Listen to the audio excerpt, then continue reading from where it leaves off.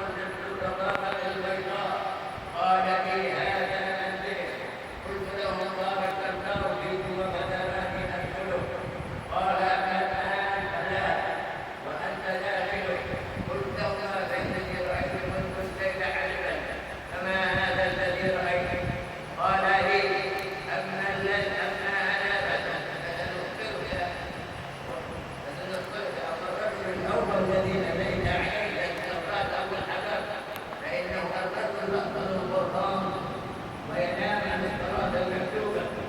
وأما الرجل الذي أتيت عليه فشدته إلى قفاه ومن كله إلى قفاه وعينه إلى قفاه، فإنه الرجل يصدق من كيفه فيكتب الكذبة يكتب الآفاق. وأما الرجال من الأعراض الذين هم في ذكر الله يهتدون فإنهم الصلاة والدوام. وأما الرجل الذي أتيت عليه تحت النار ويطعم الحجارة فإنه آكل الربا. فأما الرجل الكريم القرآن الذي عند النار يعيشها ويسعى حوله فإنه مالك من سلاسل جهنم. وأما الرجل الطويل في الروضة فإنه إبراهيم. وأما المنزل الذي حوله فكل مولود على الفطرة. وأما القوم الذي كانوا شطر منهم الحسن وشطر منهم الطبيع فإنهم قوم خلقوا عملا صالحا وآخر سيئا تجاوز الله عنهم. رواه البخاري. أما بعد،